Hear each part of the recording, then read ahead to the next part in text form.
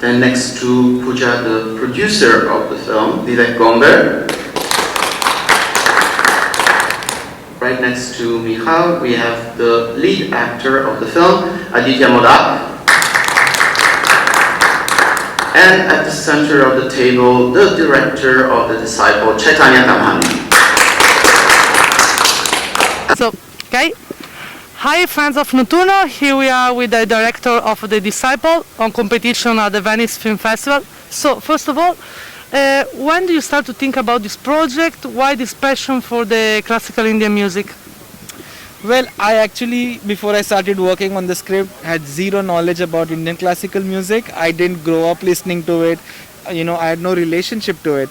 My entry point was the stories and the anecdotes that I'd heard that surround this world of eccentric musicians and crazy geniuses and, its history and secret knowledge. So that's how I got interested in it, and then I started also engaging with the music itself, which I found to be very beautiful, hypnotic, very rich, and I just got sucked more and more into that world. I started traveling around the country, interviewing musicians, almost like a investigative journalist, Okay, reading books and watching documentaries, attending concerts. I was almost like possessed, by that world, and I was like a kid in a candy store. And then from that, gradually the themes, the characters and the plot kind of emerged. About the actor, you choose also an actor that's a musician in real life. So, did you choose express him or? Well, the casting for the film was the most difficult process, because when my collaborators read the script, they were like, how are you going to cast for this, because there were many specific requirements of them being able to speak in Marathi, them being able to be musicians or perform the music, and have an acting bone, an acting intuition, and have a screen presence, and fit the physical descriptions, that we had in mind. So we conducted many auditions. We conducted about 2,000 auditions, with musicians in Maharashtra, and then that's how we selected Aditya Modak for the role of Sharad, who had to then work very hard, and it was his first time acting, so that meant lots of rehearsals, workshops, and also lots of takes on set, giving them the space and the time to get under the skin of the characters. It was an elaborate process and a leap of faith eventually. You choose also to set the movie in different times. You start in 2006 and you move into our days more or less.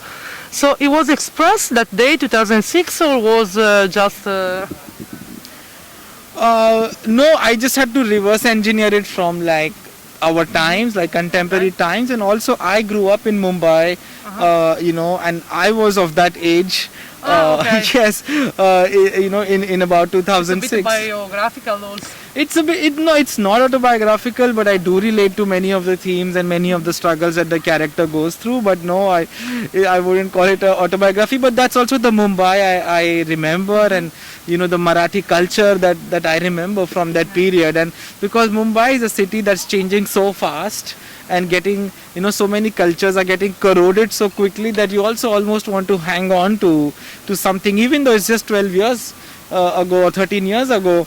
If you look at it objectively, it feels like a change of day and night. In Maharashtra, there are many people that follow this kind of music, or is just for few people?